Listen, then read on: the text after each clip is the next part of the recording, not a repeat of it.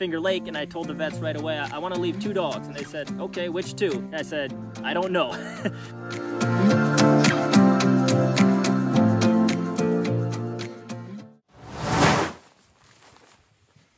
Jeannie Fuller from Facebook asked, what is my favorite part of being a musher or mushing? My favorite part of mushing, like actually being out there, is being out there with a team of dogs, my best friends, traveling through the middle of nowhere, Alaska. I think when I think about the entire lifespan of a musher and the act of being a musher and choosing that lifestyle, I think I would have to say that my favorite part is kind of watching these guys develop, helping these dogs become super amazing athletes, seeing them go from puppies that they have the instinct, the drive to run and pull, but no real understanding or knowledge about how to be part of that pack or how to be part of that team, how the lines work, and watch that dog become an Iditarod champion. That's pretty rewarding. Why, hello. Eva Hunter from Facebook says, I know a young musher. She is 18 years old and wants to run the Iditarod. What kind of ideas can you give her? Now, I'd say the best way to get into mushing and kind of advance in that is to kind of team up with a bit of a mentor. You know, somebody who has a small team of dogs or even a big team of dogs, and get experience. To run the Iditarod, you have to first love the sport, love traveling with dogs, and to really know if that's what you love to that level, you have to experience it. And you have to spend a winter or a year or many years working with dogs and traveling with dogs and having sled dogs be your life. Maybe you grew up with sled dogs and you know you like that lifestyle, but you want to get to a place that you're ready to race the Iditarod. I would recommend, getting kind of an internship or an apprenticeship or even a job working at one of the mini kennels out there. Perhaps it's going to mean doing some tourism in the summer, and then in the winter time, assisting and training a team that's preparing for the Iditarod to see what it really takes to get that team ready to compete in the Iditarod. And even one winter with a top musher or an accomplished musher that knows what they're doing in the Iditarod and is preparing for that race is going to save a developing musher or a young musher many years of making those same mistakes. That can be passed on very quickly, or at least in a single season perhaps, but it might take you 5 or 6 years of trial and error to learn those same things. Hi. Bonita Mayoral from Facebook asked, other than staying out of their way, what do you do if you see wolves, especially if you are camped somewhere along the trail at night, or a grizzly bear? Both great questions. First of all, wolves are a pretty rare sight on the Iditarod trail or even in the winter when I'm training. I'll see a lot of wolf tracks. The dogs will smell the wolves occasionally. They act differently around wolves than they would around a prey animal like a moose perhaps. And the dogs don't really want to get close to the wolves. They'll kind of put their noses up in the air and be sniffing, definitely sensing that they smell something unique or different than the normal moose on the trail. And then it almost seems like they back off. They're a little bit hesitant. The wolves, for their part, they kind of like to stay out of our way. We're a big pack of dogs. We're something abnormal, strange a lot of times in their environment. So I think they do a really good job of seeing us and staying out of sight from us. So I know that the wolves are out there, but it's rare for us to actually get to see them. It's also, I've heard of very few occasions, but it's almost unheard of for a musher and a dog team to have any sort of a negative altercation or interaction with a pack of wolves. Grizzly bears are not really a concern in the winter time because they're all hibernating. That being said, we do a lot of training in the fall and even in the summertime, and there can be bears out there, and that is a concern. But there again, bears tend to kind of want to stay away from a big pack of dogs and a person. Even when you have 3 or more people, it's very, very, very rare for a grizzly bear to, attack or have some sort of altercation with multiple people. Most of your bear encounters happen with a single individual. So nope, I haven't had any issues with bears. Something that I hope to never have an issue with them. Moose are still our kind of #1 concern while out there on the trail. Jerry from Facebook asked the 4 dogs who were left off for the final stretch, Canton, Swifter, Prophet, and Frisbee, how was that decision made? So in order, the first one that I left behind was Frisbee. He was just a 3-year-old on my Iditarod team this year. And anytime I'm racing a 3-year-old, you're really keeping a close eye on those dogs because this is almost always their first competitive race. And the most common thing that you're going to see with those young guys is they're not quite as experienced at pacing themselves. So they may go a little too hard in the early part of the race. And if it does start to get too difficult for them or too tiresome for them, you're going to leave them behind right away. You do not want that dog to have a bad experience. Mushing should never be too much or too hard for him. In Frisbee's case, he was doing fantastic. He worked really hard for the first half of the race. I dropped him in the Iditarod checkpoint. The main reason was he had a little bit of tightness in his right kind of quad or a little bit up into the groin muscle there. It was pretty minor, but I still had a really big dog team. I had lots of power, lots of speed. We'd made it to the halfway mark with the whole dog team. You know, it's a long run back to Ophir from there.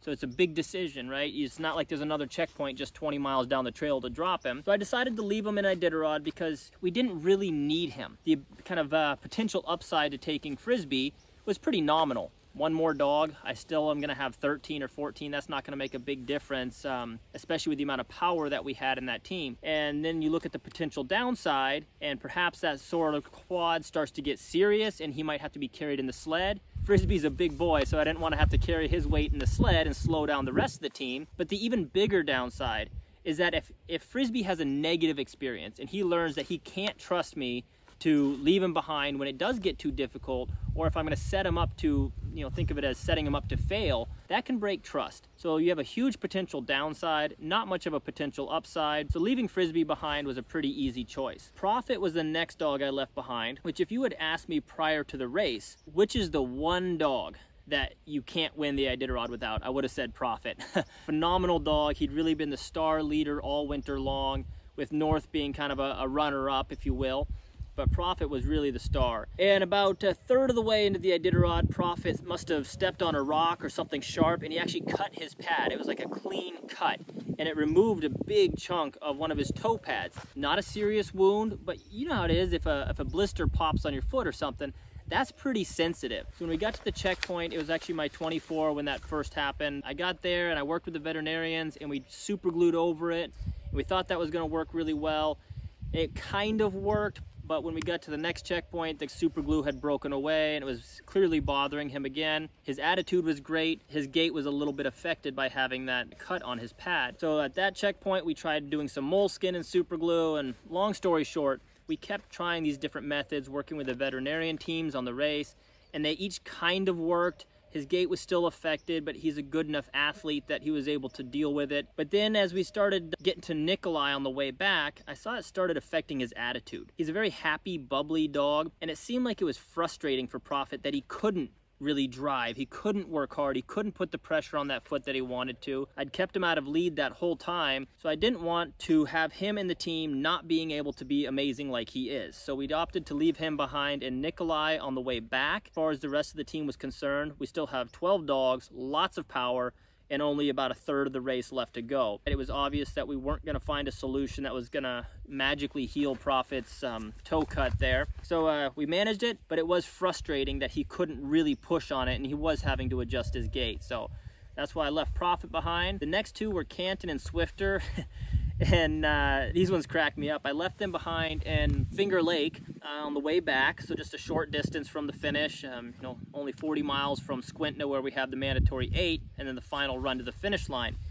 And those two were both doing very well, but they were kind of, I would say, the weakest dogs in the team. And by weakest, I mean they were pulling hard, they had good attitudes, they were eating great, but they just seemed a little bit less energetic, a little bit less power on the line. I was really interested this year in just getting the 5th win. The curse of 4 has kept a lot of mushers from going to that 4th win up to the 5th win. So I was really doing a lot of risk mitigation, going through the whole process in my head, thinking, what can I possibly screw up to keep me from getting number 5 here? And I figured the one thing that could maybe get me is if I had to carry 2 dogs in the sled, that would slow us down significantly. Also in Rainy Pass, we didn't get a lot of rest because we had some horses that were trying to play with our dog team.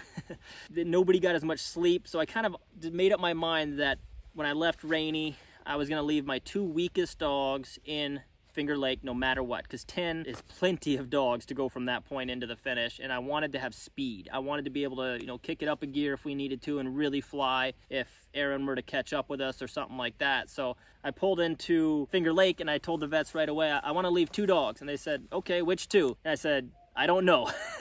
I was just trying to make up my mind. So then I'm like, okay, I'm definitely leaving this one, and then I changed my mind. Okay, I'm only leaving 1. No, I promised myself I would leave 2, so I ended up leaving Swifter and Canton.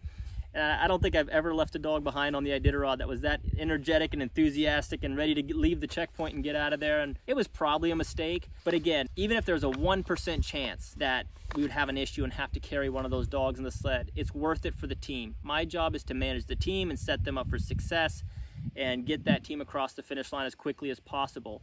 There's no real reason to keep those dogs in the team. No major upside. Potential downside is it could majorly affect the rest of the team and our performance. I think the end result shows that we made some good decisions along the way, as that final stretch from Squintina into the finish line with just 10 dogs, still plenty of dog power. It was a fast 10, a very fast 10, and we were able to go from Squintina to the finish line, 60-something miles. I think we were 2.5 hours faster in just that 60-mile section than the second place Musher. So clearly we had speed. Maybe we still would have had that had Swifter and Canton been in our team. Probably so. Again, we play it safe and you play it smart and you get the team to the finish line as quickly and as easily and as happily as possible, and I think we definitely did that.